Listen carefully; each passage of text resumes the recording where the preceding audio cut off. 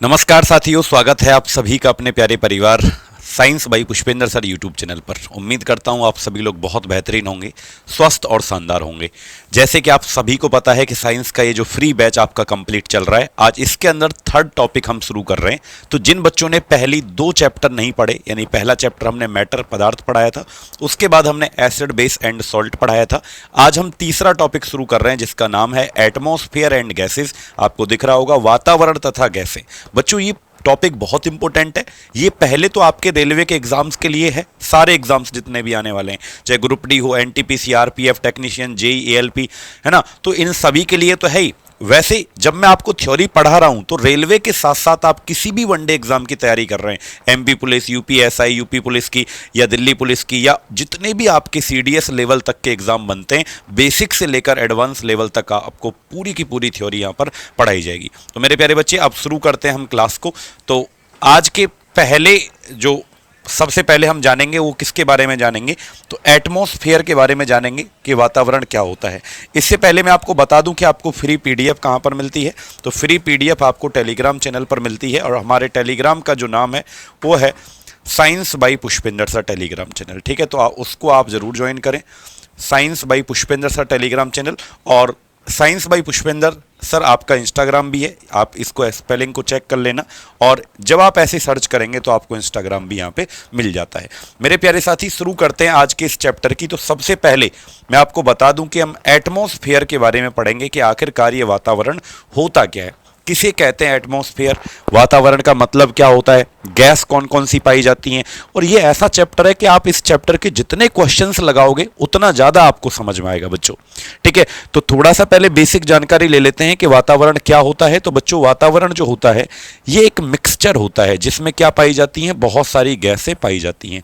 मतलब जैसे आपको पता है कि भाई वातावरण के अंदर तरह तरह की गैस है, नाइट्रोजन है, ऑक्सीजन है, आर्गन है, CO2 कार्बन डाइऑक्साइड है, और बहुत सारी तमाम गैसें इसके अंदर पाई जाती हैं। लेकिन बच्चे, मैं ये तो कह दिया कि भाई एटमॉस्फेयर जो है, वातावरण, ये गैसों का मिक्सचर है, गैसों से मिलकर बना हुआ है। लेकिन अगर मैं आपसे पूछूं कि गैस जो मिक्सचर होते हैं, मिश्रण, वो तो 2 प्रकार के होते हैं। मैं थोड़ा सा आपको समझा दूं कि मिक्सचर जो होते हैं, मिश्रण, ये 2 प्रकार के होते हैं। एक होता है हमारा होमोजिनस मिक्सचर, जिसे हम कहते हैं समांगी मिश्रण, और एक हमारा होता है हेट्रोजिनस मिक्सचर, यानी जिसे हम कहते हैं विषमांगी मिश्रण। तो मिक्सचर कितने प्रकार के होते हैं, तो आप बोलेंगे सर मिक्सचर यानी कि मिश्रण 2 प्रकार के होते हैं। एक हमारा समांगी होता है और दूसरा हमारा क्या होता है, विषमांगी। मेरे प्यारे बच्चे, दोनों में अंतर ये होता है कि विज्ञान में मिक्सचर 2 ही प्रकार के होते हैं, एक समांगी एक विषमांगी। दोनों में अंतर ये होता है कि समांगी मिश्रण जो होता है इसमें चीजें दिखाई नहीं देती, मतलब मिलने के बाद इस तरीके से घुल मिल जाती हैं कि आपको चीजें दिखाई नहीं देती। लेकिन जो विषमांगी मिश्रण होता है इसमें चीजें आपको पूरी तरीके से दिखाई देती हैं। जैसे मान लीजिए पानी में आपने चीनी को मिला दिया, पानी में चीनी आपने मिलाया तो आपको चीनी घुल जाएगा, दिखेगा नहीं। पानी में आपने नमक को मिला दिया तो नमक पूरी तरीके से घुल जाता है बेटा, दिखेगा नहीं। तो वो दोनों क्या है, समांगी मिश्रण है। पानी में चीनी का मिलना, पानी में नमक का मिलना। हम अलग से आपको एक चैप्टर पढ़ाएंगे, मिक्सचर एंड सॉल्यूशन, मिश्रण तथा विलयन, चिंता मत करो। लेकिन जिसमें अलग से दिख जाए, जैसे पानी में अगर मैं रेत को डालूं, सैंड इन वाटर, पानी में रेत को डाला तो रेत तो अलग से दिखता है, पानी में घुलता नहीं है। तो ये कैसा मिक्सचर है, तो ये आपका हेट्रोजिनस यानी कि विषमांगी मिश्रण है। तो मेरे प्यारे बच्चे, आप याद रखना, अब हम जब वातावरण की बात करते हैं, एटमॉस्फेयर की जब हम बात करते हैं, तो क्या आप इसके अंदर गैस को देख पा रहे हो कि भाई नाइट्रोजन कहाँ है, ऑक्सीजन कहाँ है, आर्गन कहाँ है, या CO2 गैस कहाँ पर है, आप नहीं देख पा रहे। क्या आप इजीली आइडेंटिफाई कर पा रहे हो, क्या आप पहचान पा रहे हो कि भाई नाइट्रोजन किधर, ऑक्सीजन किधर, नहीं पहचान पा रहे। तो जब आप गैसों को पहचान नहीं पा रहे तो क्या बोलोगे कि ये कैसा मिक्सचर है, तो आप बोलोगे होमोजिनस यानी कि समांगी मिश्रण है। तो एटमॉस्फेयर जो होता है, वातावरण, ये गैसों का एक क्या होता है, समांगी मिश्रण होता है। अगर मैं बात करूं कि वातावरण में सबसे अधिक पाए जाने वाली 4 गैसों के नाम बताओ, वातावरण के अंदर सबसे ज्यादा पहले नंबर पे पाया जाता है बेटा नाइट्रोजन, कितना, 78%। दूसरे नंबर पे होता है ऑक्सीजन, कितना, 21%। तीसरे नंबर पे होता है आर्गन, कितना, 0.9%, 0.9 भी बोल सकते हैं। चौथे नंबर पे होता है हमारा कार्बन डाई, ये O है बाबू, गलती से लिखा है CO2, कार्बन डाइऑक्साइड, ये कितना होता है, 0.04%। तो ये चारों जो गैस हैं सर्वाधिक वातावरण के अंदर पाई जाने वाली गैस है। लेकिन अगर मैं आपसे पूछूं मेरे बच्चे कि हमारे वातावरण में कौन सी गैस नहीं पाई जाती, चलो ये तो सबसे ज्यादा पाई जाती हैं, कौन सी गैस ऐसी है जो वातावरण में नहीं पाई जाती? तो आप याद रखना दो गैसों के नाम, एक हाइड्रोजन गैस हमारी वातावरण के अंदर नहीं पाई जाती और एक होती है रेडॉन गैस। एक क्या होती है? Radon gas. हिंदी में भी नाम वही रहेगा रेडॉन, और हाइड्रोजन को भी हिंदी में क्या बोलेंगे? हाइड्रोजन। ये हमारे एटमॉस्फेयर के अंदर प्रेजेंट नहीं होती। क्यों नहीं होती इसका कारण मैं अभी आपको थोड़ी देर में बताऊंगा। क्योंकि हमारा जो वातावरण है ना बेटा, एटमॉस्फेयर, अर्थ के जब ऊपर आप जाते हो धरती के ऊपर, तो तरह तरह की लेयर्स पाई जाती हैं, परत। सबसे 5 मेन लेयर हैं, धीरे धीरे अब मैं बताऊंगा कितनी कितनी हाइट पर है। तो 5 मुख्य परत हमारी होती हैं, है ना। और जब हम धीरे धीरे ऊपर बढ़ते हैं तो जो सेकंड वाली लेयर है, दूसरी वाली लेयर, मैं आपको दिखा देता हूं, ठीक है। मैं आपको एक बार दिखा देता हूं, फोटो लगा के, फोटो शायद यहां पे लगा होगा, मैं आपको दिखा देता हूं कि हमारी जो लेयर्स होती हैं वो कितनी होती हैं बच्चे। तो 5 हमारी मेन लेयर होती हैं, 5 हमारी मुख्य परत होती हैं।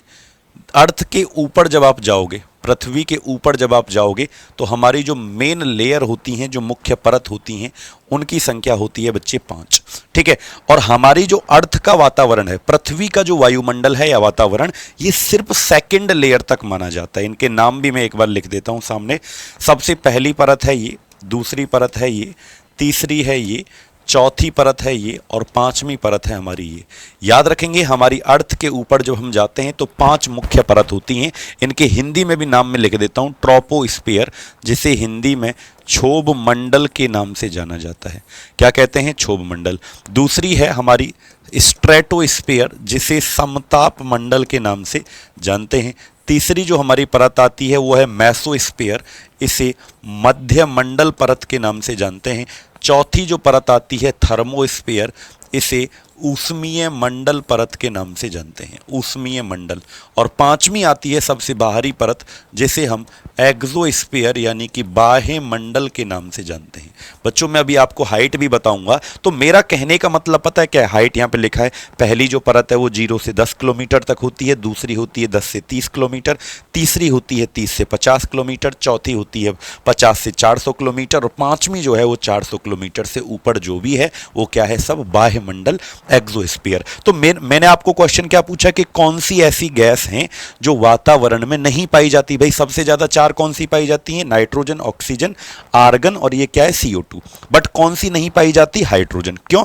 क्योंकि यह सबसे हल्की गैस है। हाइड्रोजन जो होता है ये क्या होता है? यह सबसे हल्की गैस होता है, यानी कि यह लाइटेस्ट गैस होती है। अब इतनी हल्की गैस है, इससे हल्का कोई और गैस नहीं होता। अब ये रुकती नहीं है, क्योंकि हमारा जो पृथ्वी का वायुमंडल है ना बेटा, वो सिर्फ यहीं तक माना गया है। ये जो दूसरी लेयर आपको दिख रही है ना, जो दूसरी परत आपको दिख रही है, ये जो दूसरी परत आपको दिख रही है समताप मंडल, हम अपनी अर्थ का वातावरण यहीं तक मानते हैं। इससे बाहर हम मानते हैं कि हमारा पृथ्वी का वायुमंडल नहीं है। तो इस एरिया में यहां से लेकर और लगभग कितना 30 किलोमीटर तक का जो एरिया है, इसमें हाइड्रोजन नहीं पाया जाता। ये इतना हल्का गैस है कि उड़कर ऊपर चला जाता है। कहाँ पाया जाता है? बाह्यमंडल, एक्सोस्फीयर में। तो पेपर में बहुत बार पूछा जाता है कि सबसे हल्की गैस का नाम बताओ, हाइड्रोजन। कहाँ तक नहीं पाई जाती? पृथ्वी के वायुमंडल में नहीं पाई जाती। और पृथ्वी का जो वायुमंडल है, पेपर में पूछा जाता है कि कौन सी परत तक माना गया है, तो आप याद रखना समताप मंडल तक माना जाता है। इसमें ये नहीं पाई जाती। फिर कौन सी परत में पाई जाती है हाइड्रोजन? तो बाह्य मंडल, एक्सोस्फीयर में पाई जाती है। क्लियर? अब ये कुछ बात है बेटा, अगर मैं आपसे पूछूं, मान लो कि इन 5 परतों में से 5 मुख्य परत हैं, 5 में से सबसे ठंडी परत कौन सी होती है? तो आप याद रखना सबसे ठंडी यानी कि कोल्डेस्ट लेयर, सबसे ठंडी परत कौन सी है? मध्यमंडल। और अगर आपसे पूछे सबसे गर्म परत कौन सी है, वार्मेस्ट लेयर कौन सी है, तो आप याद रखना ऊष्मीय मंडल सबसे गर्म परत होती है और मध्य मंडल सबसे ठंडी परत। देखो यहाँ लिख रहा है पृथ्वी के चारों ओर कई प्रकार की परत पाई जाती हैं। अगर आपसे कोई पूछेगा वार्मेस्ट लेयर सबसे गर्म परत कौन सी है, थर्मोस्फीयर। यहाँ पे 2500 नहीं, वो गलत लिखा है, ये 500 डिग्री तक अधिकतम तापमान कितना बढ़ जाता है।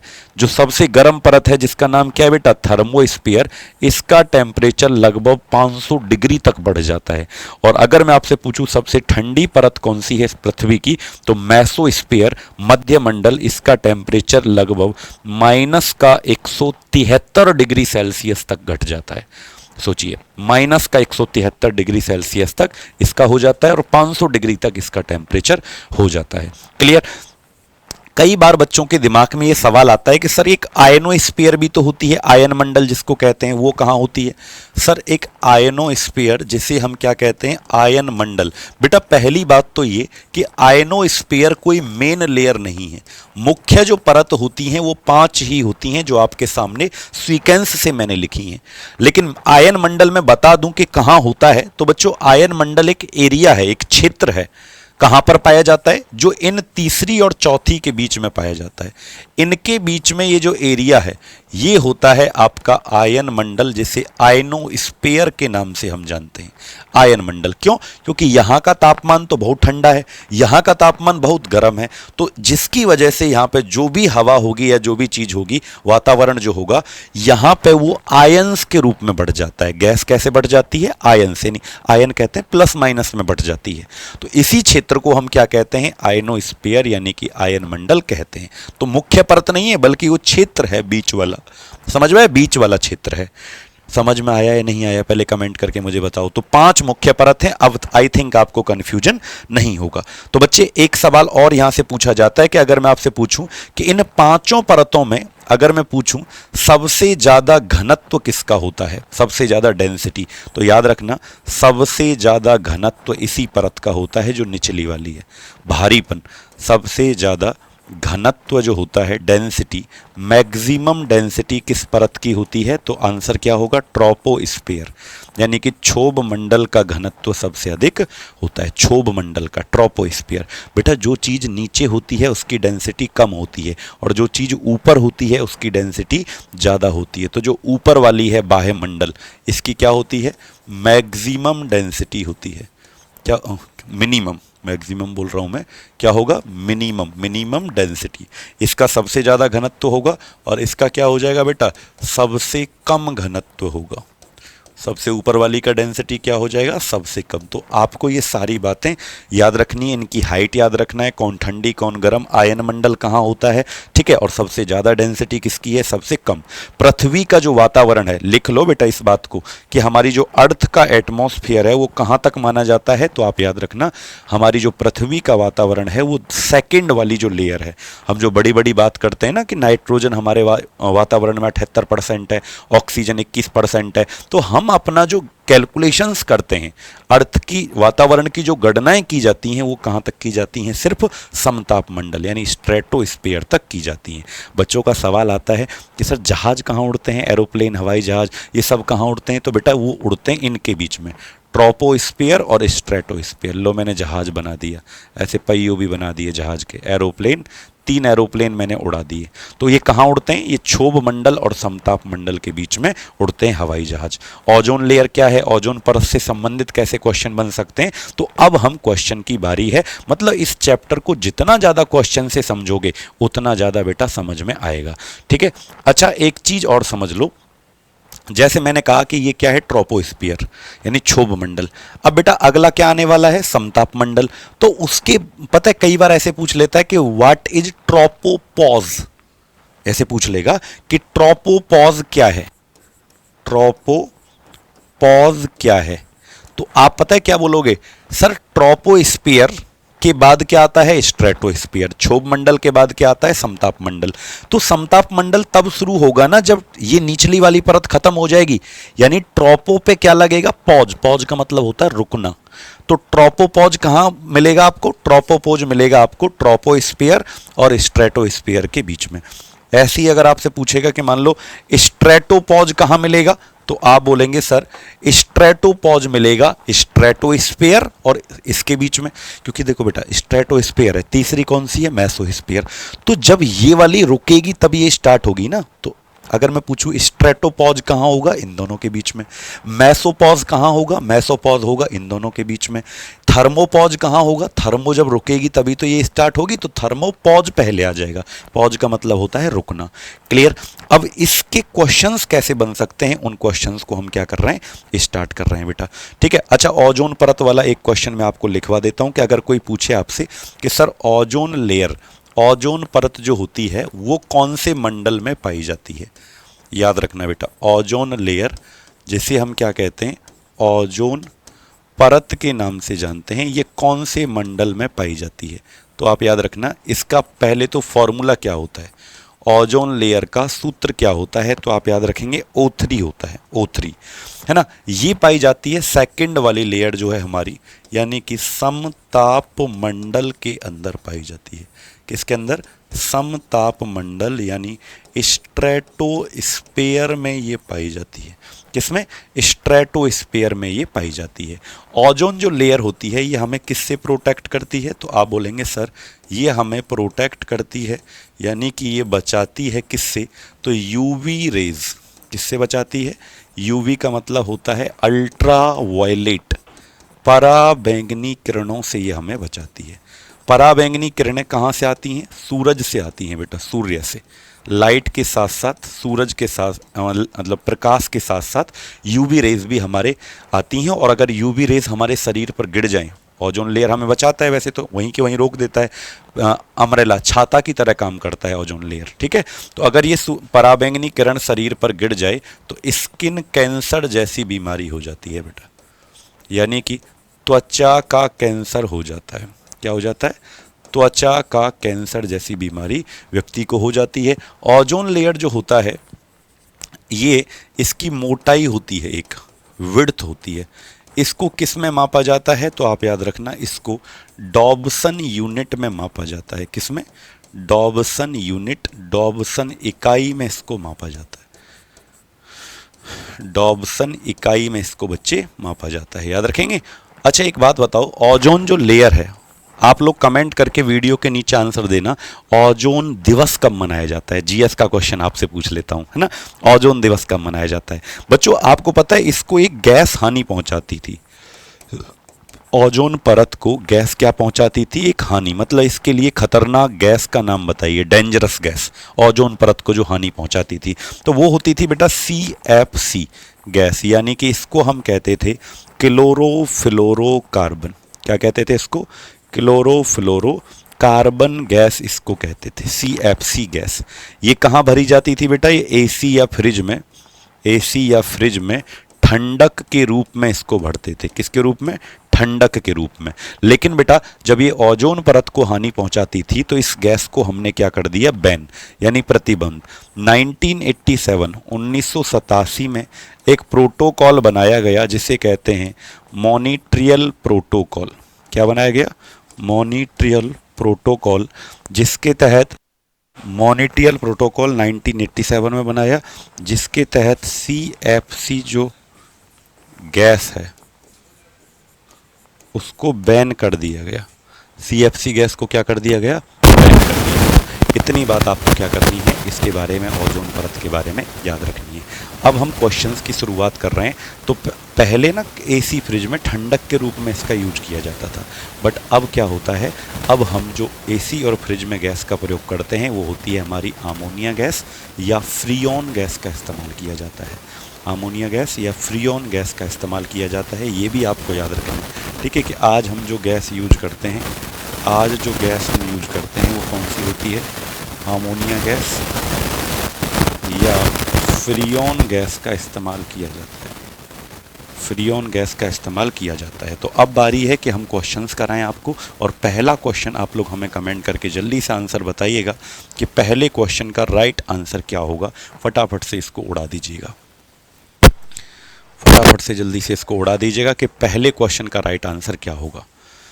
कहता है कि our atmosphere is divided into how many layer. अब भाई तुम इसको तो कर ही सकते हो कि हमारा वातावरण कितनी परतों में बांटा गया है। इसका जल्दी से आंसर बताएं सब बच्चे। और मैं ये चाहता हूँ कि आप लोग हर क्वेश्चन जितने भी, मान लीजिए मैं आपको, बेटा ये चैप्टर ही ऐसा था कि जितने ज़्यादा आप लोग क्वेश्चन करोगे उतना ज़्यादा आपको समझ में आएगा। तो भाई 10 सेकेंड का समय हम आपको दे रहे हैं और आंसर जल्दी से बताइए। बताइए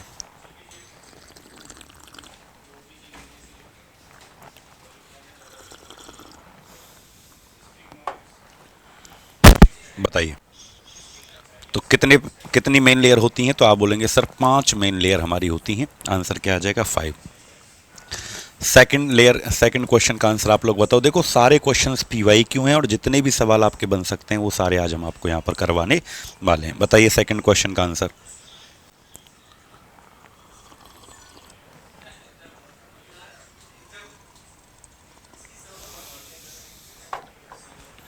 बताओ।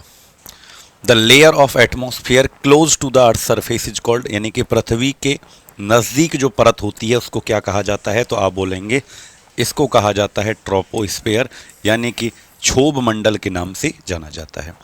अगला सवाल आता है हमारा तीसरा क्वेश्चन, फटाफट से इसका आंसर बताएं। Study of the process of atmosphere, वायुमंडल की जो प्रक्रियाएं हैं, वायुमंडल के अंदर क्या क्या हो रहा है, इन सब के अध्ययन को क्या बोला जाता है? वायुमंडल की जो भी प्रक्रिया हैं, मौसम का ख़राब होना, मौसम संबंधी जो भी घटना है, इनकी जानकारी लेना, तो इनको क्या मतलब, इसकी स्टडी को क्या कहते हैं? आप लोग कमेंट करके बताएं। तो आप बोलेंगे सर इसको हम कहते हैं मेटरोलॉजी, यानी कि इसे मौसम विज्ञान के नाम से हम जानते हैं। क्या कहते हैं इसको? मौसम विज्ञान। बच्चा एक बार सवाल ये भी पूछा गया कि भाई मौसम संबंधी घटनाएं कहाँ होती हैं? मौसम संबंधी घटनाएं, मौसम संबंधी घटनाएं कौन सी परत के अंदर होती हैं? Weather phenomena. क्या लिख सकते हैं? वेदर फिनोमेना जो होते हैं, मौसम संबंधी घटनाएं, जैसे मान लीजिए आंधी आना, बारिश होना, तूफान आना, ये सब घटनाएं कौन सी परत के अंदर होती हैं? फटाफट से आप लोग कमेंट करके बताओ। तो आप बोलेंगे सर मौसम संबंधी जो घटनाएं हैं ये हमारी कौन सी परत में होती हैं? तो ये होती हैं हमारी निचली वाली, सबसे निचली जो परत है। क्या नाम है उसका बेटा? सबसे पहली जो परत है उसका नाम क्या है? ट्रोपोस्फियर, यानी कि क्षोभ मंडल परत में होती हैं। मौसम संबंधी जो भी घटनाएं हैं वो कौन सी लेयर में होती हैं, कौन सी परत में होती हैं? तो क्षोभ मंडल, सबसे निचली जो हमारी परत है उसके अंदर ये होती हैं। क्लियर? अगला तीसरे क्वेश्चन का आंसर आप लोग बताइएगा फटाफट से। क्या आएगा नेक्स्ट? चौथा क्वेश्चन, फोर्थ क्वेश्चन का आंसर फटाफट से बताइए भैया।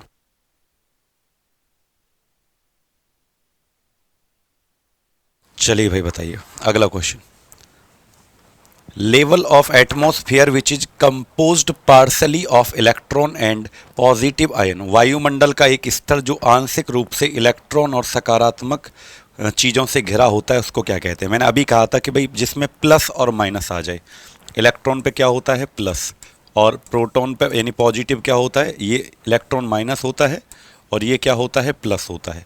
तो जो प्लस और माइनस से मिलकर बना हो, अभी मैंने आपको बताया था कि प्लस और माइनस से मिलकर क्या बनता है? तो आप बोलेंगे प्लस और माइनस से मिलता है आयनोस्फीयर, जो कि कहाँ पाया जाता है? तीसरी और जो चौथी हमारी परत है मेसोस्फीयर और थर्मोस्फीयर के मध्य में पाया जाता है, क्योंकि वहाँ ज़्यादा तापमान होता है और वहाँ पे नीचे कम तापमान, ऊपर ज़्यादा तापमान, तो आयंस क्रिएट हो जाते हैं, प्लस माइनस वहाँ पर बन जाते हैं। क्लियर? अब हम चलते हैं पाँचवें पर, फिफ्थ क्वेश्चन बताइएगा। पांचवा सवाल बताएं। Which layer of atmosphere is used for telecommunication, दूर संचार के लिए वायुमंडल की किस परत का प्रयोग किया जाता है? दूर संचार के लिए, टेली कम्युनिकेशन के लिए किस चीज का प्रयोग किया जाता है? तो आप याद रखेंगे किसका प्रयोग किया जाता है बेटा? यही आयनोस्फीयर, यानी जो सास बहू वाले सीरियल देखते हो ना तुम, सास बहू वाले हैं, कौन कौन सा सीरियल देखते हो कमेंट करके बताओ। जो नाटक देखते हो, फिल्म देखते हो, दूरसंचार, टेलीफोन, ये सब तो आयन मंडल ही मदद करता है, आयनोस्फीयर ही मदद करता है भैया टेली कम्युनिकेशन के लिए। अगला क्वेश्चन आता है, बहुत इजी क्वेश्चन है सारे, ठीक है। छठवां सवाल, अब देखो ये क्वेश्चन पांचवा है, अब इसका होमवर्क में आप लोग आंसर दीजिएगा, है ना, इसका होमवर्क में आंसर दीजिएगा। क्यों? क्योंकि ट्रोपोपॉज वाला, देखो पॉज वाला क्वेश्चन अभी मैंने बताया था, तो आप लोग इसको सोचना पहले पांचों लेयर को, जब आप अपने नोट्स देखो, नोट्स प्रॉपरली बनाने, सारे क्वेश्चंस के नोट्स आपको प्रॉपरली बनाने। तो जब आप सोच रहे होंगे सारे उस पांचों परतों को, तो इनमें देखना कि मेसोपॉज कहाँ होता है, मेसोस्फीयर और थर्मोस्फीयर के बीच में होता है।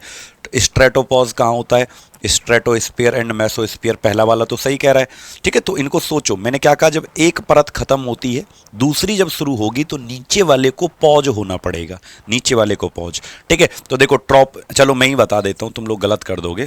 थर्मोस्फीयर, थर्मोपॉज क्या होगा, बिटवीन थर्मोपॉज एंड, ये सही कह रहा है, ठीक है। इसमें क्या पूछा है, विच सेपरेट, सही है, यही सही है थर्मोस्पॉज। भाई थर्मो से ऊपर क्या है, डायरेक्ट थर्मो से ऊपर तो क्या है, एक्सोस्फीयर है, तो line between thermosphere and exosphere, ठीक है। आंसर क्या हो जाएगा आपका, डी हो जाएगा। द जोन विच सेपरेट, अच्छा इसमें तो ये पूछा है स्ट्रेटोस्फीयर, ओहो हमने ये नहीं पूछा बेटा, ये पूछा है that separate troposphere from the stratosphere, तो बेटा उसका आंसर तो क्या आ जाएगा, ट्रोपोपॉज होगा। अरे यार इतना आसान सा पूछा है भाई, सबसे पहली परत क्या है, ट्रोपोस्फीयर, उससे ऊपरी क्या है, स्ट्रेटोस्फीयर, तो निचली वाली को पॉज करना पड़ेगा तभी तो ऊपर वाली स्टार्ट होगी, तो आंसर बी हो जाएगा यार, इतना तो सोचना ही नहीं था इसमें। चलिए अगला छठवां क्वेश्चन बताइए, which is the warmest layer of the atmosphere, वायुमंडल की सबसे गर्म परत कौन सी होती है, तो अभी बताया था थर्मोस्फीयर जो होती है वो क्या होती है, सबसे गर्म परत होती है, जिसका तापमान कितना होता है, 500 डिग्री सेल्सियस तक तापमान इसका हो जाता है। अगला चलते हैं हम, 7वें क्वेश्चन पर बढ़ते हैं, तो आप लोग बताना 7th क्वेश्चन का आंसर क्या होगा, ठीक है। बताइए, वायुमंडल की किस परत में सभी और मौसम जलवायु घटनाएं होती हैं। देखो सारे क्वेश्चंस मैंने आपको करवा दिए, वैसे तो आप खुद भी प्रैक्टिस कर सकते हो। मैं आपको पीडीएफ कहाँ देता हूँ, टेलीग्राम का नाम है science by Pushpendra sir Telegram channel. और भाई जिन्होंने अब तक चैनल को सब्सक्राइब नहीं किया, पूरी की पूरी विज्ञान पढ़ाने वाला हूँ आप लोगों को, एकदम बेसिक से थ्योरी पढ़ाया जाएगा। अब क्योंकि ये चैप्टर ही छोटा सा था तो इसको ऐसे ही बेटा पढ़ते हैं, क्वेश्चंस के माध्यम से, थोड़ी थ्योरी पढ़ने के माध्यम से इसको कवर किया जाता है। क्लियर। फिर हमने कहा वायुमंडल की किस परत में मौसम संबंधी घटनाएं होती हैं, तो अभी हमने बताया कि वायुमंडल की जो सबसे निचली परत है ट्रोपोस्फीयर, उसमें मौसम संबंधी घटनाएं होती हैं। 8वां क्वेश्चन बताना क्या आएगा, बताइएगा। 8वां, अब देखो ये डेंसिटी वाला क्वेश्चन है कि पृथ्वी के वायुमंडल का घनत्व, मतलब सबसे ज्यादा घनत्व किसका होगा, तो सबसे निचली जो परत है उसका होगा, अभी बताया था। सबसे भारी वो होगी जो सबसे नीचे है, ट्रोपोस्फीयर। तो 8वें क्वेश्चन का भी आंसर क्या आ जाएगा, डी आपका हो जाएगा, ठीक है। अगला है हमारा 9वां question, ozone layer depletion is major phenomena in, ozone परत का जो क्षरण होता है वो कौन सी परत के अंदर होता है, ओजोन लेयर जो होती है वो कौन सी परत के अंदर होती है, तो आप क्या बोलेंगे, ओजोन लेयर स्ट्रेटोस्फीयर यानी कि समताप मंडल के अंदर होती है, स्ट्रेटोस्फीयर यानी समताप मंडल के अंदर होती है। तो 9वें का भी आंसर आपका क्या हो जाएगा, बी हो जाएगा। 10वां क्वेश्चन आप लोग बताना क्या आएगा, पहले इसको पढ़ो ध्यान से और तब आंसर दो, ठीक है, जल्दी से पढ़ो इसको। क्या आएगा अगला क्वेश्चन, बहुत बढ़िया, फटाफट से आंसर दीजिए। क्या कह रहा है भाई, ओजोन परत जो होती है आपको किससे बचाती है, मतलब पृथ्वी के वायुमंडल की जो ओजोन परत है वो जीवों के लिए महत्वपूर्ण है, क्योंकि ये क्या करती है, कमेंट करके जल्दी से बताओ क्या करती है ये, क्योंकि यह पृथ्वी पर ऑक्सीजन के स्तर को बनाए रखती है ना, एक्स रे के प्रवेश को रोकती है, पराबैंगनी यूवी रेज जो होती हैं पराबैंगनी किरण उसके प्रवेश को रोक देती है। अगला है हमारा 11वां question, in the earth atmosphere the atmospheric pressure, बेटा जब हम धरती से ऊपर जाते हैं, हाइट पर जाते हैं, तो याद रखना एटमॉस्फेरिक प्रेशर जो होता है, वायुमंडलीय जो दबाव होता है वो घटता है, ऊंचाई बढ़ने के साथ वायुमंडलीय दबाव घटता है, ये बात याद रखना। और टेम्परेचर भी घटता है, ये भी याद रखना। जैसे जैसे हम हाइट पर बढ़ते हैं यानी decrease with height, atmospheric pressure क्या हो जाएगा, घट जाएगा। और बेटा टेम्परेचर भी घटता है ना, अगर आप 1 किलोमीटर ऊपर जाते हैं, मतलब हम समताप मंडल की बात कर रहे हैं, हम दूसरी वाली जो परत है, सेकंड जो लेयर है, जिसका नाम क्या है, स्ट्रेटोस्फीयर यानी समताप मंडल। कई बार उसमें ये क्वेश्चन पूछा जाता है कि समताप मंडल में हाइट बढ़ने के साथ टेम्परेचर क्या होता है, घटता है कि बढ़ता है। तो आप याद रखना 1 किलोमीटर अगर ऊपर जाओगे सेकंड वाली लेयर में तो टेम्परेचर जो होगा, तापमान, वो लगभग 6.5 या 6 डिग्री सेल्सियस कम हो जाएगा। ये बात ही लिख लो, 1 किलोमीटर हाइट बढ़ने पर 6 से 6.5 डिग्री सेल्सियस टेम्परेचर कम हो जाता है स्ट्रेटोस्फीयर के अंदर, समताप मंडल के अंदर। ठीक है, अब चलते हैं 12वें क्वेश्चन पर बेटा। ठीक है, अब आपको बताना है which is the coldest layer of atmosphere, वायुमंडल की सबसे ठंडी परत कौन सी होती है। तो आप बोलेंगे सर वायुमंडल की सबसे ठंडी परत अभी आपने बताया था मेसोस्फीयर जो होता है मध्यमंडल, ये वायुमंडल की सबसे ठंडी परत होती है। क्लियर। अगला बताएं आप लोग 13वां क्वेश्चन। अगला बताएं आप लोग 13 यानी कि 13वें क्वेश्चन का आंसर जल्दी जल्दी से दो बेटा। कहता है कि what are the two main constituent of atmospheric gas, वायुमंडल के दो प्रमुख घटक क्या हैं, मतलब सबसे ज्यादा जो दो गैस पाई जाती हैं वो कौन कौन सी हैं, कमेंट करके बताइए। तो आप बोलेंगे सर सबसे अधिक जो गैस पाई जाती हैं वो पहले नंबर पे तो नाइट्रोजन थी, है ना, और दूसरे नंबर पे क्या थी, ऑक्सीजन। ठीक है, नाइट्रोजन और ऑक्सीजन। भाई पहले नंबर पे 78% क्या था, नाइट्रोजन, दूसरे नंबर पे 21% क्या था, ऑक्सीजन। क्लियर। चलिए अब हम चलते हैं 14। अब क्वेश्चंस कुछ ऐसे हैं बेटा कि जैसे अभी तक तो आपने क्या किया, गैसेस वाले क्वेश्चन किए, मतलब एटमॉस्फेयर वाले, वातावरण वाले। अब जो हम क्वेश्चंस करने वाले हैं वो होंगे कि एटमॉस्फेयर के अंदर जो गैस पाई जाती हैं उनसे रिलेटेड। तो 14 क्वेश्चन का आंसर आप लोग जल्दी से देंगे। 14 क्वेश्चन का आंसर जल्दी से दो। Which gas is not present in atmosphere, कौन सी गैस वातावरण के अंदर नहीं पाई जाती है, बताइएगा। अब जो क्वेश्चंस होंगे वो ऐसे होंगे जो गैसेस से रिलेटेड, अब तक जो थे वो क्या थे, वातावरण से रिलेटेड, एटमॉस्फेयर से रिलेटेड। तो वातावरण में कौन सी गैस नहीं पाई जाती है, तो इसका जवाब होगा हाइड्रोजन गैस वातावरण के अंदर नहीं पाई जाएगी। अब 15वें क्वेश्चन पर चलते हैं। 15वां क्वेश्चन बताइए। कह रहा है which gas is responsible for depletion of ozone layer, ozone परत को हानि पहुंचाने वाली गैस कौन सी होती है। तो आप क्या जवाब देंगे सर, क्लोरोफ्लोरोकार्बन, जिसे 1987 में बैन कर दिया गया। अगला आता है हमारा 16वां क्वेश्चन। बहुत सारे प्रश्न हम आपको करवाने वाले हैं। देखो फिल वाला क्वेश्चन जरूर आता है एग्जाम में कि कौन सी गैस को किसके अंदर भरा जाता है। तो जैसे अब इस क्वेश्चन में पूछा है कि कौन सी गैस बल्ब के अंदर भरी जाती है, बिजली वाला जो बल्ब आता है। तो बेटा बल्ब के अंदर जो भरा जाता है वो आपका आर्गन गैस होता है, और आर्गन के साथ बल्ब में एक और गैस को भी भरा जाता है जिसका नाम क्या होता है, नाइट्रोजन गैस। तो ये याद रखना, नाइट्रोजन गैस और आर्गन गैस बिजली वाले बल्ब के अंदर भरी जाती है। नाइट्रोजन गैस एक ऐसी गैस है जो ठंडी होती है और ये जल्दी से जलती नहीं है, मतलब इसको एक्टिव होने के लिए, इसको क्रियाशील होने के लिए बहुत ज़्यादा तापमान चाहिए। एरोप्लेन के टायर में कौन सी गैस भरते हैं, नाइट्रोजन गैस, है ना। चिप्स नमकीन के पैकेट जो होते हैं उसमें कौन सी गैस भरते हैं, नाइट्रोजन गैस। और वॉलीबॉल, फुटबॉल, इन सब में क्या भरा जाता है, नाइट्रोजन गैस। ये हल्की होती है, ठंडी होती है, ये बात आपको क्या करना है, याद रखना है ना। और अगर मैं पूछूं मरकरी वेपर्स यानी पारे के वाष्प कहाँ भरे जाते हैं, मरकरी वेपर्स, पारे का वाष्प जो होता है वो कहाँ भरा जाता है, तो ट्यूबलाइट के अंदर। किसके अंदर, ट्यूबलाइट के अंदर ये भरे जाते हैं मरकरी वेपर्स, पारे के वाष्प। ठीक है। अच्छा एक बात बताओ, गलियों में जो लाइट लगी रहती हैं आपने देखा होगा, स्ट्रीट लाइट कहते हैं उनको, क्या कहते हैं, स्ट्रीट लाइट। गलियों में जो लाइट लगी रहती हैं स्ट्रीट लाइट उनको कहते हैं। और ये इनका कलर थोड़ा सा पीला रंग का होता है, आपने देखा होगा, थोड़ा हल्का पीला रंग सा इनका होता है। तो इसमें क्या भरा जाता है जो गलियों में लाइट लगी रहती हैं, बेटा इसके अंदर सोडियम के वाष्प यानी सोडियम वेपर्स इसके अंदर भरे जाते हैं। सोडियम वेपर्स, सोडियम के वाष्प इसके अंदर भरे जाते हैं। ये सवाल बड़ा इंपॉर्टेंट है, 17 वाला कहता है हरित गृह प्रभाव के लिए कौन सी गैस जिम्मेदार होती है, which gas is responsible for green house effect.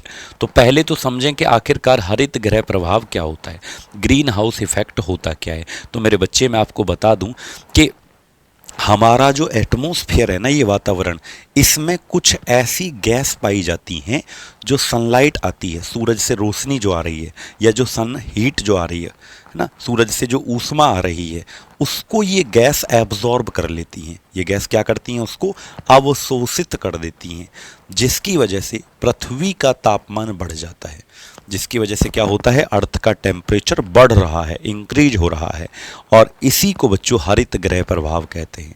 देखा नहीं, गर्मियों में कितनी गर्मी पड़ रही है, ठंड में ठंड कम पड़ती है और गर्मियों में गर्मी बढ़ती जा रही है। तो हरित गृह प्रभाव, तो वो कौन कौन सी गैस हैं जो सनलाइट या सन हीट को एब्जॉर्ब कर रही हैं, इसी को क्या कहते हैं, हरित गृह प्रभाव, ग्रीन हाउस इफेक्ट। तो बेटा ऑल ऑफ द एबव, यानी सबसे पहले नंबर पे CO2 गैस होती है, कार्बन डाइऑक्साइड। दूसरे नंबर पे क्या होता है, मीथेन, जिसका फॉर्मूला क्या होता है, CH4 होता है। तीसरे पे क्या होता है, N2O। तीसरे पे क्या होता है, N2O, जिसे क्या कहते हैं, नाइट्रस ऑक्साइड कहते हैं। तो ये तीनों गैस ऐसी हैं जो सनलाइट यानी सूरज के प्रकाश या उसकी हीट को एब्जॉर्ब यानी कि अवशोषित कर लेती हैं। समझ में आया, सब बच्चों को क्लियर हुआ यहाँ तक? ठीक है, तो इसी को हरित गृह प्रभाव के नाम से जानते हैं। अगला सवाल आप लोग बताएं, 18वां क्वेश्चन। कौन सी गैस फूलों का रंग उड़ा देती है? Which gas remove colour of flower? कौन सी गैस फूलों का रंग उड़ा देती है? देखो, एक ऐसी गैस है जिसका काम है कलर रिमूव करना, रंग उड़ाना। रंग उड़ाने का मतलब है ब्लीचिंग करना। तो वो कौन सी गैस है? तो बेटा याद रखना, क्लोरीन एक ऐसी गैस है, क्लोरीन एक ऐसी गैस है जो फूलों का रंग उड़ा देती है। इसका काम क्या होता है क्लोरीन का? बेटा ये पानी में भी डाल देते हैं ताकि पानी साफ दिखे। स्विमिंग पूल में आप नहाने जाते हो, पीने वाले पानी में भी क्लोरीन की मात्रा पाई जाती है। तो याद रखना, ब्लीचिंग करना इसका काम है। ब्लीचिंग का मतलब क्या होता है? विरंजक करना। विरंजक का मतलब होता है किसी चीज़ का रंग उड़ा देना। किसी चीज़ का क्या कर देना? रंग उड़ा देना, इसको ब्लीचिंग कहते हैं। ब्लीचिंग किसका हो सकता है? पानी का हो सकता है, कपास यानी कॉटन का हो सकता है, कागज़ यानी कि पेपर का हो सकता है बेटा, ठीक है। और फूलों का तो रंग उड़ा ही सकती है कौन? क्लोरीन। तो क्लोरीन वैसे पीने वाले पानी में डाला जाता है, बट ज़्यादा नहीं डाल सकते। आपने देखा होगा स्विमिंग पूल में जब आप नहा के आते हो तो बीमार हो जाते हो, आँखों से पानी आने लगता है ना, बुखार आ जाता है, तो सब क्लोरीन का असर है बाबा। किसका? क्लोरीन। लेकिन पीने वाले पानी में अगर पूछा जाए कि WHO के अनुसार, वर्ल्ड हेल्थ ऑर्गेनाइजेशन, पीने वाले पानी में क्लोरीन कितना होगा? Cl2। तो आप याद रखना 0.2 से लेकर 0.5 मिलीग्राम पर लीटर के हिसाब से डाला जाता है। कितना? 0.2 से लेकर 0.5 मिलीग्राम पर लीटर के हिसाब से डाला जाता है। अब आपको बताना है 19वां क्वेश्चन, कौन सी गैस चूने के पानी को दूधिया रंग का कर देती है? बताइए, कौन सी गैस चूने के पानी को दूधिया रंग का? तो बेटा चूने का पानी जो होता है, जिसे लाइम वाटर कहते हैं, इसका फॉर्मूला होता है CaOH का होल ट्वाइस। इसे सिलेक्ट लाइम भी कहते हैं, बुझा चूना, या इसे चूने का पानी कहते हैं, कैल्शियम हाइड्रोक्साइड को। बुझा चूना या चूने का पानी सफ़ेद रंग का होता है। बट कौन सी गैस है जो इसको दूधिया रंग का कर देती है? तो बेटा याद रखना, CO2 gas, carbon dioxide gas इसको दूधिया रंग का कर देती है। आप फूंक मार दो इसमें तो दूधिया रंग हो जाएगा, क्योंकि आप जब फूंक मार रहे हैं तो कौन सी गैस छोड़ी आपने? CO2। ये बात आपको याद रखना है। अच्छा, CO2 गैस के आग बुझाने में भी काम आता है, आग बुझाने में, और चीज़ों को फुला देता है। ये चीज़ों को फुला देता है और आग भी बुझाने के काम कौन सी गैस आती है? तो आप याद रखना, कार्बन डाइऑक्साइड गैस आपकी आती है। अब बच्चे 2 प्रश्न हम आपको होमवर्क के दे रहे हैं, ठीक है, 2 प्रश्न। एक हमारा ये 20वां क्वेश्चन है। मैं चाहता हूँ कि सब बच्चे इसका होमवर्क में आंसर जरूर दें, ठीक है बेटा। ये बहुत छोटा सा चैप्टर था जिसमें आपको लेयर्स वगैरह के बारे में जानकारी देनी थी, तो इसलिए आपको क्या करना है, याद रखना है। और एक हमारा 21 क्वेश्चन है। ये 2 प्रश्न आपके गृह कार्य हैं। वीडियो के नीचे सच में मैं चाहता हूं कि आप सब लोग इसका आंसर जरूर दें, और बाकी PDF टेलीग्राम से आपको मिली जाएगी मेरे प्यारे बच्चे, ठीक है। उम्मीद करता हूं ये छोटा सा टॉपिक जो था वो आपको समझ में आएगा। अब कुछ बड़े बड़े टॉपिक हमारे कल से शुरू हो जाएंगे, जैसे पीरियोडिक टेबल, जैसे हमारा कार्बन एंड इट्स कंपाउंड, जैसे हमारा केमिकल रिएक्शन। तो कुछ ऐसे टॉपिक हमारे कल से स्टार्ट हो जाएंगे, ठीक है। तो मिलते हैं आपसे फिर कल की क्लास में। कैसी लगती है आपको ये क्लास डेली जो चलती है आपकी, कैसी लगती है? कमेंट बॉक्स में ज़रूर बताना आप सभी लोग, और सभी को बहुत बहुत धन्यवाद, थैंक यू सो मच। जाते जाते वीडियो को लाइक ज़रूर करना और चैनल को सब्सक्राइब जरूर कर लेना। Thank you so much.